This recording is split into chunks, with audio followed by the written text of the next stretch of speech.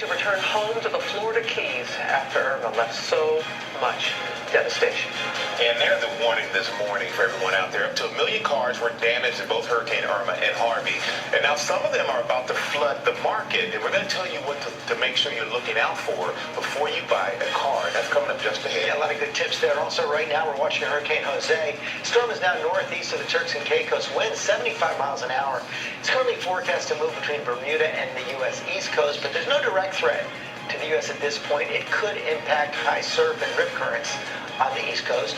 We also show you that incredible survival caught on tape. The pilot, check us out, caught going in for a landing, smash into a tree, smash into the ground. Thankfully, amazingly, able to walk away uninjured. It's now being investigated. That happened just outside of Hartford. We're going to begin this half hour with that new twist in that murder case in Houston. A mother of two vanishing just hours before Hurricane Harvey hit.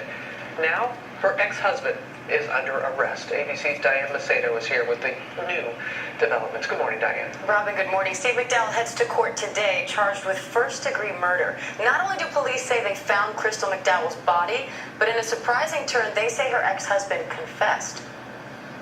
This morning, a startling confession which could solve the mystery of who killed Texas realtor Crystal McDowell.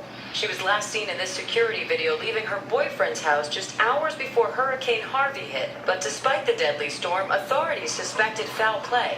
Once we started the investigation, there were a number of family and friends that had expressed concerns about the ex-husband. Now police say after questioning her ex-husband for days, Steve McDowell tearfully admitted to murdering the mother of his two children. Once I got that call, I was in a state of shock and denial. So just trying to deal with it the best way I can. Crystal started dating Paul Hargrave just 3 weeks before her death. When she left his house the day she went missing, she was heading to pick up her children at her ex-husband's home. She did make it to see her kids that particular day.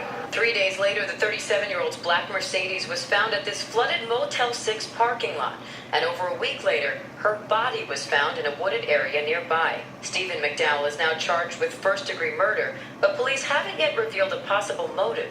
There had been some tension and stress, and there had been some potential disagreements. I had my suspicions from day one.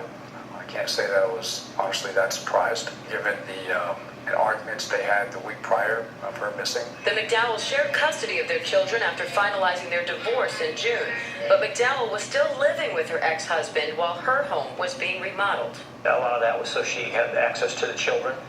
The children were primarily staying with Steve. And this isn't the couple's first encounter with the cops. Police say Crystal called them in March, saying Steve had threatened to hurt himself and their children, but he returned the kids safely the next day, so no charges were filed. George, of course, he won't face a charge in this case. First-degree murder. It's not clear yet how he'll plead today. Okay, we will be watching.